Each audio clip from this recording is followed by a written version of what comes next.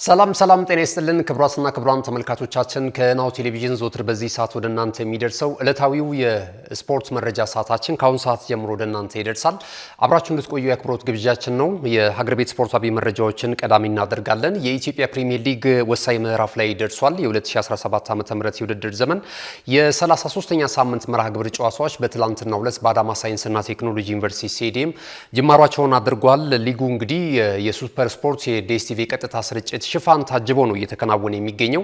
ከትላንት ጀምሮ እንግዲህ ተደራሽነቱን የበለጠ ማስፋት ችሏል ማለት ነው። የሚቀጥሉትም መርሃ ግብሮች በዚሁ መልኩ እንደሚቀጥሉ ሊግ ሼር ካምፓኒ ይፋ አድርጓል ማለት ነው።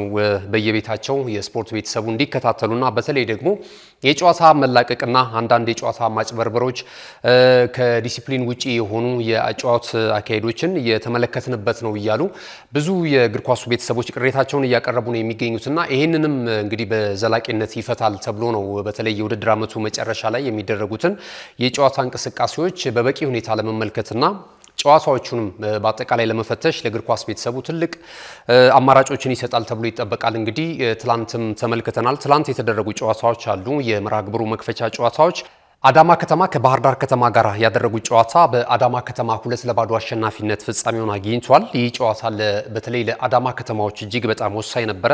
ትላንትና እንግዲህ ቢኒያም አይተን በዚህ ጨዋታ ላይ በጣም ኮከብ ሆኖ የዋለበትን እንቅስቃሴ ነው ማድረግ የቻለው። ከበርካቶችም እንደዚሁ አድናቆት ሲቻረው ነበረ። ይህ ተጫዋች ከዚህ ቀደም ወደ ኢትዮጵያ ብሔራዊ ቡድንን በመምጣት እንግዲህ ብዙ ተስፋ የተጣለበት ተጫዋች ነው።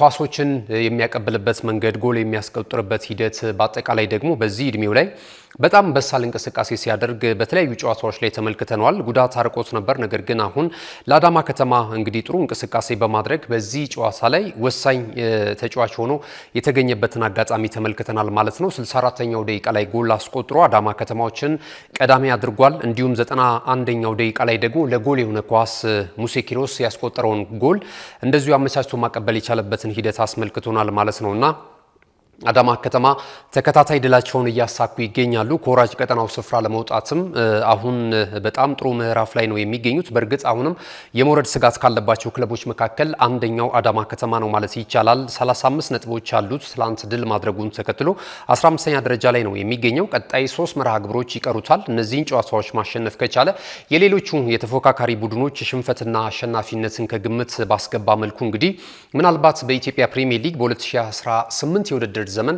ከምንመለከታቸው ክለቦች መካከል አንደኛው ሊሆን ይችላል ተብሎ ነው እየተገመተ የሚገኘው። የራሱን ዕጣ ፈንታ ግን በራሱ የሚወስንበትም አጋጣሚ አለው ማለት ነው። ቀሪ 3 ጨዋታዎች አሉት። ሌላ እንግዲህ የተደረገው ጨዋታ ቀን 9 ሰዓት ላይ አመሻሽ 12 ሰዓት ላይ የተደረገው ሌላኛው ጨዋታ ነበረ። በዚህ ጨዋታ ላይ ደግሞ እንደዚሁ አርባ ምንጭ ከተማና ኢትዮጵያ ቡና ያደረጉትም ጨዋታ በአርባ ምንጭ ከተማ 1-0 አሸናፊነት ፍጻሜውን አግኝቷል። ይህን ጨዋታ ሀይቆቹ ቡጣቃ ሸመና ባስቆጠረው ኳስ 41ኛው ደቂቃ ላይ ሙሉ 3 ነጥብ ከጨዋታው ይዘው ለመውጣት ችለዋል ማለት ነው። አርባ ምንጭ ከተማም በዘንድሮ ዓመት ወደ ኢትዮጵያ ፕሪሚየር ሊግ ካደጉ ክለቦች መካከል አንደኛው እንደሆነ ይታወቃልና የወራጅ ስጋት ካለባቸው ክለቦች መካከል አንደኛው ነበረ እስከ ትላንቱ ጨዋታ ድረስ። ነገር ግን አሁን ነጥቡን ወደ 42 ከፍ በማድረግ 8ኛ ደረጃ ላይ በአንድ ጊዜ ደረጃውን ማሻሻል የቻለበትን ውጤት ተመልክተናል ማለት ነውና ኢትዮጵያ ቡና ግን ለሻምፒዮናነት እድሉ ነበረው ይህን ጨዋታ እስከሚያደርግ ድረስ ማለት ነው። ጥሩ ፍክክር ሲያደርግ ነበረ። በተለይ ያለፉትን ጨዋታዎች 6 ጨዋታዎችን ያለመሸነፍ ጉዟቸውን ተመልክተናል። ትላንት እንግዲህ በርከት ካሉ ጨዋታዎች በኋላ ወደ ሽንፈት የመጣበትን ጨዋታ ነው ያደረገው ማለት ነው። ስለዚህ እንግዲህ ኢትዮጵያ መድን ቀጣይ ጨዋታውን የሚያሸንፍ ከሆነ ከወዲሁ ሻምፒዮና መሆኑን የሚያረጋግጥበትን ሂደት ሊያስመለክት ይችላል ተብሎ እየተጠበቀ ይገኛል። ፍራስትሬት አድርጓል ኢትዮጵያ ቡና እንግዲህ ሳምንትም ከወልዋሎ አዲግራት ዩኒቨርሲቲ ጋር ያደረገውን ጨዋታ 0-0 በሆናቸው ውጤት ነበረ ያጠናቀቀው ማለት ነው እና በዛ ጨዋታ ላይ ጥሩ ግምት ተሰጥቶት ነበር። ምክንያቱም ወልዋሎ አዲግራት ዩኒቨርሲቲ ከፕሪሚየር ሊጉ መውረዱን አስቀድሞ ካረጋገጠ በኋላ ነበር ከቡናማዎቹ ጋር ጨዋታውን ያደረገው። ይሄ ደግሞ ለኢትዮጵያ ቡና የበለጠ ጨዋታውን የአሸናፊነት ሚዛን ይሰጠዋል ተብሎ ተጠብቆ ነበር። ነገር ግን ቡናማዎቹ በዛ ጨዋታ ላይ ነጥብ ተጋርተው መውጣታቸውን ተከትሎ ትላንትም ደግሞ በአርባ ምንጭ ከተማ እንደዚሁ መሸነፋቸውን ተከትሎ ከሊጉ የዋንጫ ፍክክር ውስጥ ለመውጣት እንግዲህ የዛሬ በነገው ዕለት ወይም ደግሞ የሚደረገው የኢትዮጵያ መድን ጨዋታ እጅግ በጣም ወሳኝ የሚሆንበትን አጋጣሚ ነው። ዛሬ ነው እንግዲህ ጨዋታውን የሚያደርገው ኢትዮጵያ መድን ምናልባት በዚህ ጨዋታ ላይ የሚያሸንፍ ከሆነ ሻምፒዮና የሚሆንበት አጋጣሚ እንግዲህ ይፈጠራል ማለት ነው። ኢትዮጵያ ቡና ግን ያለፉትን ጨዋታዎች በጣም ጥሩ ጉዞ ሲያደርጉ ነበረ። ዘንድሮ ሳይጠበቁ ነው ማለት ይቻላል እዚህ ደረጃ ላይ የተገኙት። አጀማመራቸው በጣም ጥሩ አልነበረም። ነገር ግን አፈጻጸማቸው ደግሞ የመጨረሻዎቹ መርሃ ግብሮች ጥሩ ባይሆኑም ነገር ግን እስከዛሬ ድረስ የነበራቸው ጥረት ደግሞ በጣም አስደሳች ነበር ማለት ይቻላል። እንግዲህ በቀጣይ አሰልጣኝ ነጻነት ገብሬ 3ኛ ዓመቱን ይይዛል በቀጣይ ውድድር ዘመን ማለት ነውና እዛ ላይ የተሻለ ነገር ምናልባት ሊገነባ ይችላል ቡድኑን። አምና የኢትዮጵያ ዋንጫ ሻምፒዮና እንደነበረ ይታወሳል። ዘንድሮ ደግሞ የፕሪሚየር ሊጉን 2ኛ ደረጃን ቢያንስ ይዞ የማጠናቀቅ እድሉ እጅግ በጣም ሰፊ ነውና ይሄ ወጣት አሰልጣኝ ጥሩ ቡድን ገንብቷል።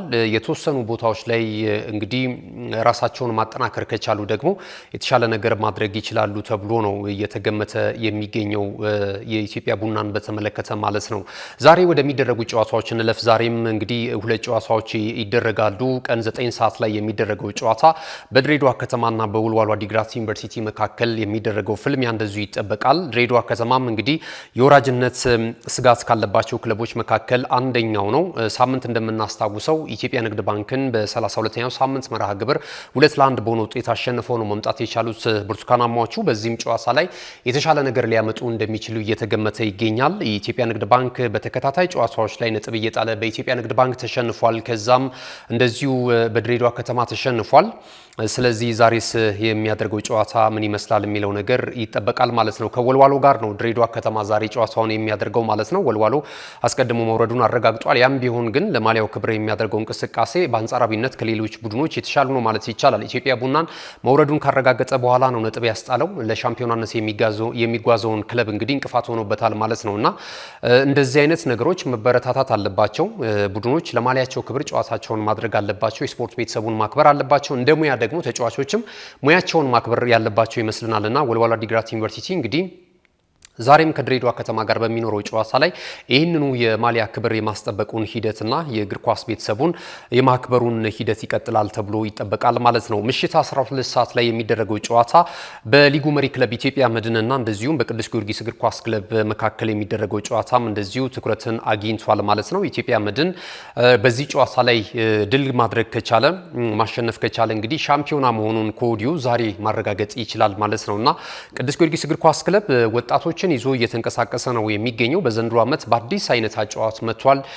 የተለያዩ ተጫዋቾችን አካቷል። ከሻዶ ቲም ያሳደጋቸው እንደነ ሀብታሙ ጉልላትን የመሳሰሉ ተጫዋቾችን እየተመለከትን እንገኛለን። የመሰለፍ እድል እየተሰጣቸው ይገኛል።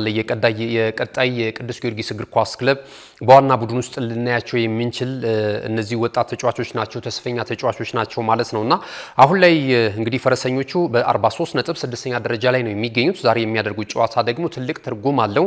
የአዲስ አበባ ደርቢ ማለት ይቻላል። ሁለቱም የአዲስ አበባ ተወካይ ክለቦች ናቸውና ዛሬ በሚደረገው ጨዋታ ቅዱስ ጊዮርጊስ እግር ኳስ ክለብም እንግዲህ ይህንን አንጋፋ ቡድን እሱን አሸንፎ ሻምፒዮና እንዳይሆን ጥሩ ፍክክር ያደርጋል ተብሎ ይጠበቃል። ኢትዮጵያ መድን ደግሞ ከወዲሁ ሻምፒዮናነቱን ለማረጋገጥ ይህን ጨዋታ ለማሸነፍ ወደ ሜዳ ይገባል ተብሎ ይጠበቃል። ይህ ጨዋታ ቀን 9 ሰዓት ላይ ጅማሮን ያደርጋል። እንግዲህ የዲኤስቲቪም የመመልከት እድሉ ስላለ አሁን የሱፐር ስፖርት የስፖርት ቤተሰቡ ደግሞ የሁለቱ ቡድኖች ጨዋታም ስለሚጠበቅ እስኪ በአጠቃላይ የኢትዮጵያ መድንን ጉዞ የበለጠ የሚወስንና የሚያረጋግጥ ነውና ተመልከቱት እስኪ ጊዜ ካላችሁ። አመሻሽ ላይ የሚደረግም ጨዋታ አለ። አመሻሹ እንግዲህ የኢትዮጵያ መድንና የቅዱስ ጊዮርጊስ እግር ኳስ ክለብ ጨዋታ ነው ማለት ነው። የነገ መርሃ ግብሮችን እንጠቁማችሁ። ሱልሽረ ከሐዋሳ ከተማ 3 ሰዓት ከ30 ላይ ይደረጋል። በነገው ዕለት መቀሌ 70 እንደርታ እንደዚሁ ከሲዳማ ቡና ቀን 9 ሰዓት ላይ ጨዋታቸውን የሚያከናውን ይሆናል። ፋሲል ከተማ ከወላይታ ዲቻ የሚያደርጉት ጨዋታ የነገ መርሃ ግብር የአመሻሽ 12 ሰዓት ጨዋታ ነው ማለት ነው። ሀዲያ ሆሳዕና ከመቻል እንደዚሁ ኢትዮ ኤሌክትሪክ ደግሞ ከኢትዮጵያ ንግድ ባንክ ጋር የሚያደርጉት ጨዋታ በዕለተ ሐሙስ ይደረጋል። የመርሃ ግብሩም የመጨረሻ ጨዋታ ይሆናል ማለት ነው። የሊጉን የደረጃ ሰንጠረዥ ስንመለከት ኢትዮጵያ መድን በ63 ነጥቦች በቀዳሚነት ይመራል። እንግዲህ ኢትዮጵያ ቡና እግር ኳስ ክለብ ደግሞ በ55 ነጥብ እንደዚሁ ሁለተኛ ደረጃ ላይ ተቀምጧል። ባህር ዳር ከተማ በ48 ነጥብ፣ ሲዳማ ቡና እንደዚሁ በ46 ነጥብ ተከታዮቹን ደረጃ ይዘዋል። ላለመውረድ እየተደረገ ያለው እንቅስቃሴ ከፍተኛ ፍልሚያ እየተመለከትንበት እንገኛለን። አንዳንድ አሻጥሮች ያሉበት ቢሆንም ማለት ነው። ነገር ግን ወደፊት ይሻሻላሉ ማለት እንግዲህ ተስፋ እናደርጋለን። በኢትዮጵያ እግር ኳስ ብዙ መሪዎች ተፈራርቋል። በኢትዮጵያ እግር ኳስ ፌዴሬሽን ላይም አሁን ደግሞ ሊግ ሼር ካምፓኒው ከመጣ በኋላም አዳዲስ ስራዎችን ለመተግበር ጥረት ይደረጋል። ነገር ግን አሁንም ድረስ መፍትሄ ያላገኘ ከአመት ዓመት ብዙ የእግር ኳስ ቤተሰቡን ቅር እያሰኙ ያሉ ጉዳዮች አሉ። የጨዋታ መላቀቅ ነው ዘንድሮም በስፋት እየተመለከትን እንገኛለን እና ይህንን ደፍሮ መወሰን የሚገባው ይመስለኛል። የኢትዮጵያ ሊግ ሼር ካምፓኒ ካልደፈርን ስተት እየሰሩ ያሉ ቡድኖችን ካልቀጣንና ወደ ታችኛው ሊግ እንዲወርዱ ካላደረግን በስተቀረ ይሄ አይነት የተበላሸ አሰራር ለኢትዮጵያ እግር ኳስ እድገት ከፍተኛ ማነቆ እንደሆነ መቀጠሉ አይቀሬ ነውና እዚህ ጋር የሆነ ደፍረን የሆኑ ቡድኖች ላይ ውሳኔ መስጠት ያለብን ይመስለናል። መውረድ ያለባቸው ክለቦች፣ እንደዚህ አይነት ስተት እየሰሩ ያሉ ክለቦች፣ በመንግስት ገንዘብ ቁማር የሚጫወቱ ክለቦች መውረድ ካለባቸው መውረድ አለባቸው። ይሄ ከብሔር ጋር የሚገናኝ አይደለም፣ ከክልል ጋር የሚገናኝ አይደለም፣ ከማህበረሰብ ጋር የሚገናኝ አይደለም። እነዚህ አንደኛ ሲጀምር ፉትቦለሮችም አይደሉም፣ አሰልጣኞችም አይደሉም፣ የክለብ አመራሮችም አይደሉም፣ እንደ ቁመና ክለብም አይደሉም። እንደዚህ አይነት የማጭበርበር ስራ የሚሰሩ የእግር ኳሱን ቤተሰብ በመናቅ የሚሰራ ስራ ስለሆነ እነዚህ ቡድኖች ለፕሪሚየር ሊግም አይመጡንም። ስለዚህ ወደ ታችኛው ሊግ ማውረድ፣ መሰረዝ ከፕሪሚየር ሊጉ የሚያስፈልግ ይመስለኛል። ወልቂጤ ከተማ እግር ኳስ ክለብ ላይ የተወሰነ እርምጃ አለ። ለምን? ይሄ ከባህር የወጣ አሳ አድርጎ አንድ ቡድን ላይ ብቻ መረባረብ ብቻ ሳይሆን እንደዚህ አይነት ስራ የሚሰሩ መስፈርትን የማያሟሉ ለእግር ኳስ የማይመጥን አካሄድ የሚሄዱት ቡድኖች በመስፈርት ነው ወልቂጤ ከተማ በእርግጥ የወረደው። ሌሎችም ክለቦችን ፈትሾ ደግሞ እንደዚህ አይነት እርምጃ መውሰድ የሚያስፈልግ ይመስለኛል።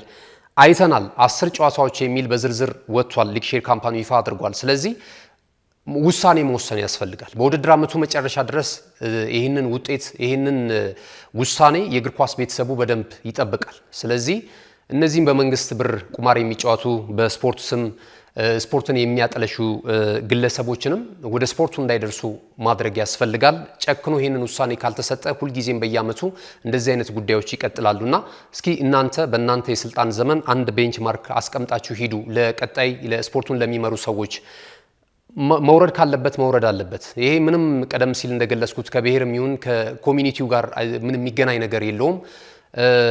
ከክለብ ጋር የሚገናኝ ነገር የለውም። ይህንን የሚሰሩ ሰዎችን ማሰናበት ያስፈልጋልና ይህንን እንደፈር ብላችሁ የኢትዮጵያ እግር ኳስ ፌዴሬሽንም ሊግ ሼር ካምፓኒው በጋራ ተመካክራችሁ ለእግር ኳሱ እድገት ለእግር ኳሱ ጥራት እንግዲህ 2029 ላይ ኢትዮጵያ የአፍሪካ ዋንጫ የውድድር መድረክን ታስተናግዳለች ኢትዮጵያ ላይ ተብሎ ነው እየተነገረ የሚገኘው እና አንዳንድ እንቅስቃሴዎችም ስራዎችም የተጀመሩበትን ሂደት እየተመለከትን እንገኛለን። በጣም አበረታች ነገር ነው። ትልልቅ ተጫዋቾች ይመጣሉ። ይሄ ደግሞ ለተጫዋቾች በጣም በተለይ ለታዳጊ ተጫዋቾች ትልቅ መነሳሳትን የሚፈጥር ነው። ለሀገሪቱም ኢኮኖሚም ይሁን ለማንኛዎቹም ጉዳይ ትልቅ ገጽታን መገንቢያ ሆኖ ሊያልፍ ይችላል እና እንደዚህ አይነትን ደግሞ በጣም የተበላሹ ስራዎችን ጎን ለጎን የምናስኬድ ከሆነ የጠራ ተፎካካሪ ብሔራዊ ቡድን ለመገንባት እጅግ በጣም ያስቸግራል። ስለዚህ እንደዚህ አይነትም ጉዳዮች ተያይዘው ቢመለከቱና መንግስትም ደግሞ እንደዚህ የተበላሹ ስራዎችን ሰርተው በማናለብኝነት በብሔራቸው በስልጣናቸው ተመክተው እንደዚህ የተጨማለቀ ስራ እንሰራለን የሚሉትንና ውሳኔ በሚሰጡት አመራሮች ላይ እናደርሳለን የሚሉትን ዛቻና አንዳንድ ማስፈራሪያዎችን ደግሞ መንግስት ፕሮቴክት ሊያደርጋቸው ይገባል ብለን እናስባለንና እንግዲህ ሊግ ሼር ካምፓኒው ጥሩ ውሳኔዎችን ከዚህ ቀደም ሲያሳልፍ ተመልክተናል። አሁንም እንጠብቃለን። እንግዲህ የኢትዮጵያ ፕሪሚየር ሊግን የተመለከተው መረጃችን በዚህ እናጠናቅና ካፍታ ቆይታ በኋላ ስንመለስ በቀጥታ ወደ ባህር ማዶ ስፖርታዊ መረጃችን እናልፋለን። ይህ ናሁ ቴሌቪዥን ነው። ናሁ ስፖርትን ዕለታዊ የመረጃ ሰዓታችንን በመከታተል ላይ ትገኛላችሁ። አዘጋጁ ገዛኸኝ ዱላ ነኝ። የካሜራ ባለሙያችን ቢቂላ ተስፋዬ ከኛ ጋር ቆይታ እያደረገ ይገኛል። ዝውውርን መሰረት ያደረጉ መረጃዎችን ይዘን እንመለሳለን። አብራችሁኑ ነው። ካሽጎ በየትኛውም ዓለም ሆነው በማንኛውም ሰዓት ለወገኑ የሚደርሱበት ፈጣን የገንዘብ መላኪያ ተከፈተሎ። ማስተርና ቪዛ ካርዶን በመጠቀም ከ5 እስከ $20,000 የሚልኩበት አዲስ የገንዘብ መላኪያ መንገድ።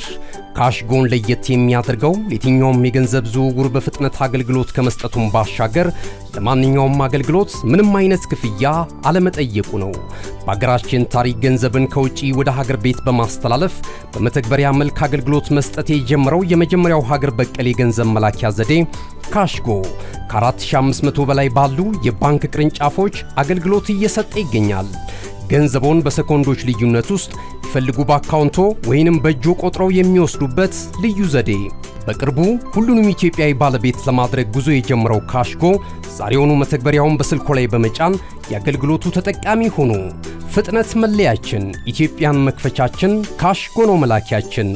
ካሽጎ የአዲሱ ትውልድ ብራንድ።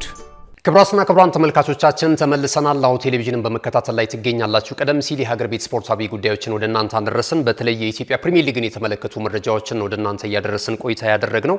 ከዚህ ሰዓት ጀምረን ደግሞ ወደ ባህር ማዶ ስፖርታዊ መረጃዎቻችን ነው የምናመራው። ወቅቱ እንግዲህ የዝውውር ነው። የተለያዩ ተጫዋቾች ከተለያዩ ክለቦች ጋር ስማቸው እየተያዘ ይገኛል። አሁን ላይ እንግዲህ ቀደም ሲል በሩመርም ሲነሱ የነበሩ ደግሞ መረጃዎች አሁን እየቀለሙ ወይም ደግሞ መስመር እየያዙ ወደ ክለባቸው ፊርማቸውን እያኖሩ ይገኛሉ ማለት ነው።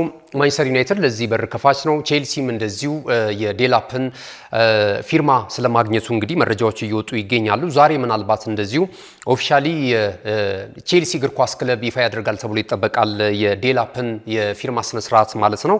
ማንቸስተር ዩናይትድ ደግሞ ማቲያስ ኩናን እንደዚሁ ከወልቨርሃምፕተን ወንደረስን ማስፈረሙን በ62.5 ሚሊዮን ፓውንድ ማስፈረሙ እንግዲህ ይፋ ተደርጓል ማለት ነውና በቀጣይ 10 ቁጥር ማሊያን እንደሚለብስም እንደዚሁ ተነግሯል ማለት ነው። ሌሎች ያልተቋጩ በሂደት ላይ ያሉ በጣም ለእውነትነትና ሊሆኑ የሚችሉ መረጃዎችም እንደዚሁ እየወጡ ነው የሚገኙት ማለት ነው። እስኪ ከአሰልጣኞች እንነሳ። ሞሪሲዮ ሳሪ ከዚህ በፊት በቼልሲ ተመልክተናቸዋል። በዩቬንቱስ በተለያዩ ክለቦች ውስጥ በማሰልጠን ላዚዮንም ከዚህ ቀደም ሲያሰለጥኑ እንደነበረ እናስታውሳለን እና አሁን ወደ ቀድሞ ቤታቸው ከ15 ወራት በኋላ ወደ ላዚዮ ስለመመለሳቸው መረጃዎች እየጠቆሙ ይገኛሉ። ለሚቀጥሉ 2 ዓመታት በላዚዮ ቤት ይቆያሉ ተብሏል። ዘንድሮ እንግዲህ ላዚዮ ጥሩ እንቅስቃሴ አድርጎ ነበር። ነገር ግን አፈጻጸሙ ያናሃል አርኪ ነው ለማለት አይቻልም። ማርኮ ባሮኒን ነበር ሲያሰለጥኑት የነበረው የላዚዮ እግር ኳስ ክለብን። እንግዲህ ለሚቀጥሉት 2 ዓመታት ደግሞ ለማሰልጠን የቀድሞ የክለቡ አሰልጣኝ ማሪሲዮ ሳሪ ተሹመዋል ማለት ነው እና በቀጣይ ላዚዮ ምን አይነት ቡድን ይሆናል የሚለው ነገር የተገመተ ነው የሚገኘው ማለት ነው ከወዲሁ። ሌላኛው አንቷን ግሪዝማንን የሚመለከተው ነው። የአትሌቲኮ ማድሪዱ ፈረንሳይ ኢንተርናሽናል የፊት መስመር ተጫዋች የውል ኮንትራቱን በቀጣይ እስከ 27 ድረስ ስለማደሱ መረጃዎች እየጠቆሙ ይገኛሉ። አሰልጣኝ ዲያጎ ሲሞኒ እንግዲህ ይህንን ቡድን እየመራ በላሊጋው 3ኛ ደረጃን ይዞ ማጠናቀቁ ይታወሳል። በቀጣይ የአውሮፓ ቻምፒየንስ ሊግ ተሳታፊ መሆናቸውም ይታወቃል። እንደዚሁም ደግሞ የዓለም ክለቦች ሻምፒዮና ላይም ይሳተፋሉ። ከ12 ቀናት በኋላ በአውሮፓ ቻምፒየንስ ሊግ የውድድር መድረክ የሻምፒዮናውን ክለብ ፒኤስጂን ይገጥማሉ። ወደ አሜሪካ በማቅናት በሚደረገው የዓለም የፊፋ የክለቦች ሻምፒዮና የውድድር መድረክ ላይ ማለት ነውና በዚህ ውድድር መድረክ ላይ እንግዲህ ለመሳተፍ በክለቡም ቀጣይ ቆይታ ሊኖረው ወስኗል ማለት ነው። አንቷን ግሪዝማን አጠቃላይ 442 ጨዋታዎችን አድርጓል። በሁለት ጊዜ እንግዲህ ወደ ባርሴሎና መጥቶ ከዛ በኋላ መሀል ላይ ጨዋታውን ማድረጉ ይታወሳል። ያን ያህል ስኬታማ ጊዜን አሳልፏል ማለት ይቸግራል በብሉ ግራናዎቹ ማሊያ። ነገር ግን ወደ ቀድሞ ቤቱ ደግሞ ተመልሶ አሁን ከአልቫሬዝ ጋር አልቫሬዝ ጋር ደግሞ እጅግ በጣም ጥሩ ጊዜን እያሳለፈ ነው የሚገኘው ማለት ይቻላል። ዘንድሮ ግን በግሉ ያናህል ውጤታማ አይደለም። ካደረጋቸው ጨዋታዎች እንግዲህ 16 ግቦችን ነው ከመረብ ማሳረፍ የቻለው። 53 ጨዋታዎችን አድርጎ ወደ 550 በላይ ጨዋታዎችን አድርጓል በሁለቱ ክለቦች ማለት ነው። የበለጠ በአትሌቲኮ ማድሪድ ከዛም ደግሞ እንደዚሁ በዛው በስፔኑ ክለብ ደግሞ ባርሴሎና ማለት ነውና ስፔናዊ ሳይሆን ከ500 በላይ ጨዋታዎችን በማድረግ ደግሞ ትልቅ ሪከርድን የያዘበትን አጋጣሚ እየተመለከትን እንገኛለን። ይህ ፈረንሳዊ ተጫዋች ማለት ነው እስከ 27 ድረስ በአትሌቲኮ ማድሪድ ማሊያ የሚያቆየውን የውል ኮንትራት ፈርሟል ማለት ነው። ወደ ሌሎች ስፖርት አጫጭር መረጃዎቻችን ስናልፍ ደግሞ እንደዚሁም ቪክተር ጄኬሬሽን እናገኛለን። አስቀድሞ እንግዲህ አርሰናል ከዚህ ተጫዋች ጋር ስሙ ሲያያዝ እንደነበር እናስታውሳለን።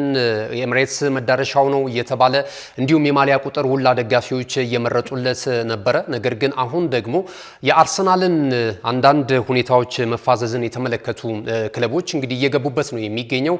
የጣሊያኑ ክለብ ዩቬንቱስ የዚህ ተጫዋች ፊርማ ለማግኘት ከፍተኛ እንቅስቃሴ በማድረግ ላይ ይገኛል። አሁን ደግሞ እየወጡ ያሉ መረጃዎች ቼልሲ እና እንደዚሁ ደግሞ ማንቸስተር ሲቲ ገብቶበታል እዚህ ዝውውር ላይ ማለት ነው። አርሰናል የበለጠ ወደ ቤንጃሚን ሴስኮን እያደላ ነው የሚገኘው ማለት ነው። ነገር ግን በዘንድሮ ዓመት አፈጻጸማቸው እነዚህ ሁለት ተጫዋቾች ለየቅል ነው ማለት ይቻላል። ጎል በማስቆጠር ሂደት ከተመለከትነው ቪክቶር ጊዮኬሬሽ እጅግ በጣም የሚገርም ክህሎት እንዳለው እያስመለከተን ነው የሚገኘው። የእድሜ ሁኔታቸውን ብንመለከት በእርግጥ ቤንጃሚን ሴስኮ 21 ዓመቱ ነው። ነገር ግን ደግሞ ቪክቶር ጊዮኬሬሽ ደግሞ 26 ዓመቱ ላይ ነው የሚገኘው። እንደ ክፍተትና እንደ ልዩነት እየተቆጠረ የሚገኘው ምናልባት የአሰልጣኝ ሚካኤል አርቴታም ተቀዳሚ ምርጫ የሆነበት ምክንያት ዋነኛው የእድሜ ጉዳይ ነው እየተባለ ነው የሚገኘው። ብዙ ዓመት እድል አለ ተጫዋቹን ለማሻሻልና ጎል አግቢነት ለማምጣት በዛ ላይ ደግሞ ከአሰልጣኝ ሚካኤል አርቴታ ጋር አጫዋች ጋራ የበለጠ ተቀራራቢነት ያለው ቤንጃሚን ሴስኮ ነው እየተባለ ነው የሚገኘውና ማንቸስተር ሲቲ እንግዲህ የሃላንድ አይነት ቁመና ያለውን ተጫዋች ለማምጣት አሁን ዝውውር ውስጥ እጁን ስለማስገባቱ እየተገለጸ ይገኛል። ምናልባት ይሄ ተጫዋች ከመጣ ደግሞ በጣም አስገራሚ ነው የሚሆነው። በውድድር ዓመቱ እንግዲህ በፖርቹጋል ሊግ 33 ጨዋታዎችን አድርጎ 38 ግቦችን ከመረብ ማሳረፍ ችሏል። ለጎል የሆኑ ኳሶችን አመቻችቶ ማቀበል ችሏል።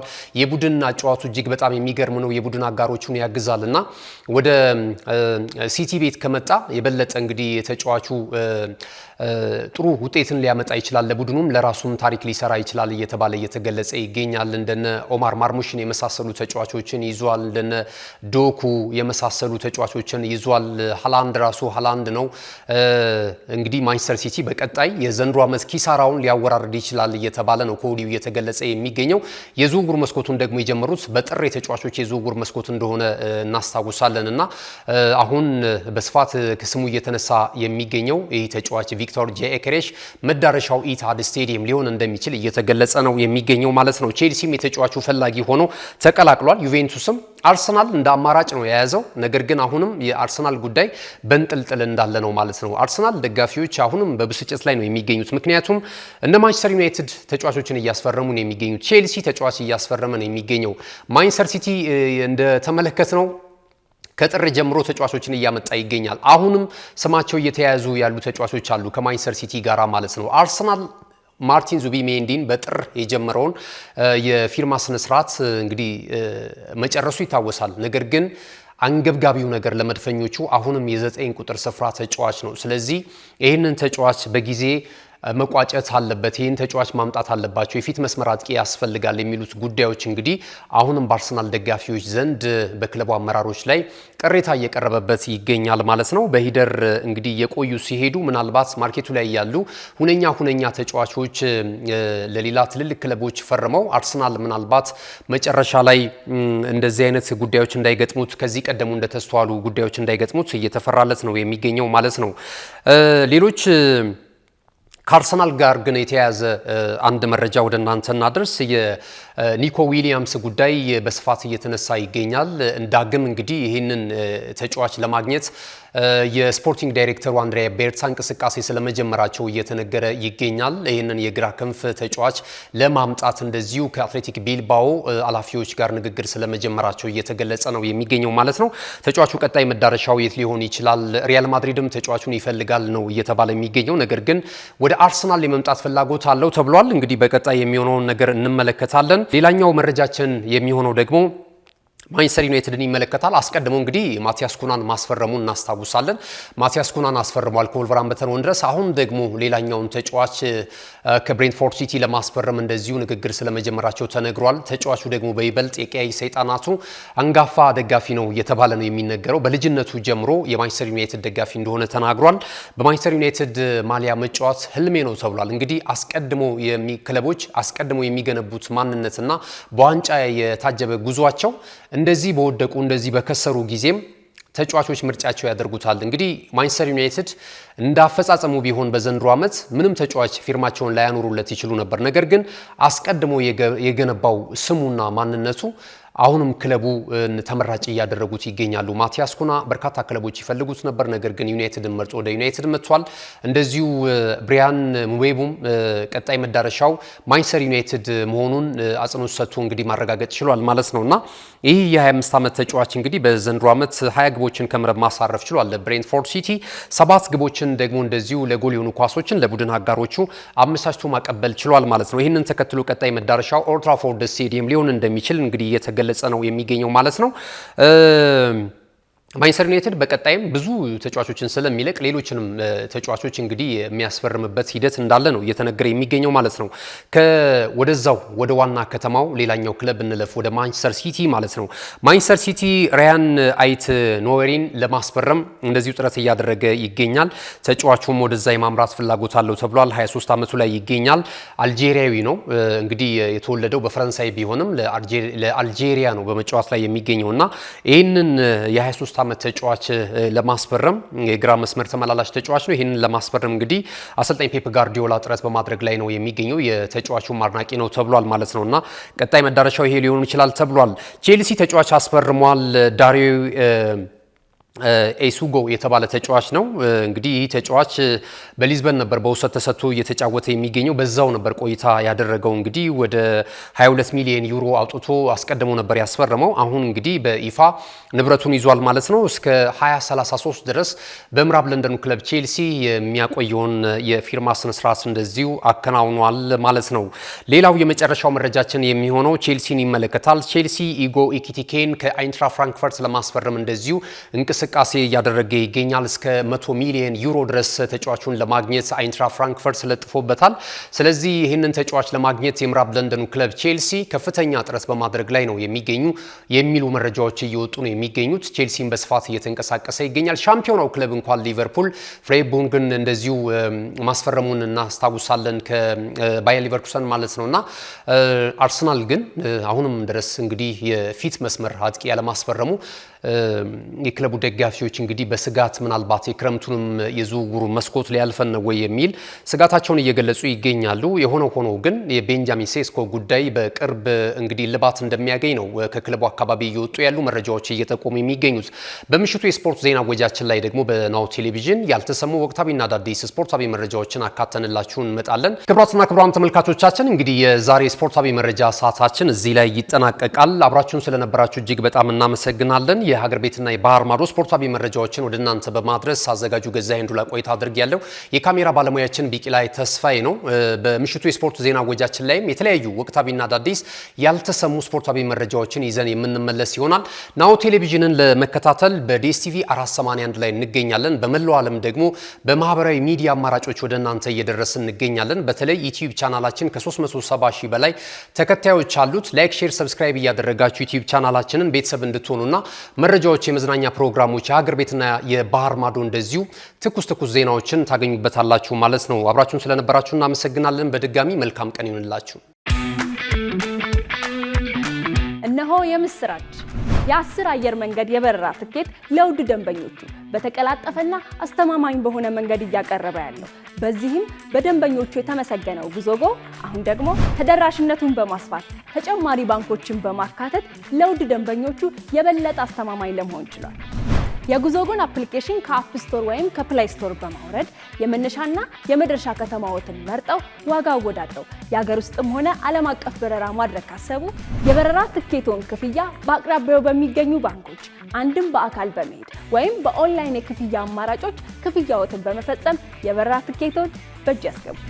ከዚህም በተጨማሪ እንደ ሁሉ ጊዜው ወደ ጉዞጎ የጥሪ ማዕከላችን 7473 በመደወል ከሙሉ የበረራ መረጃ ጋር የ24 ሰዓት የትኬት አገልግሎት ማግኘት እንደሚችሉ ስናበስሮ በታላቅ ደስታ ነው። ለበረራዎ ጉዞጎ!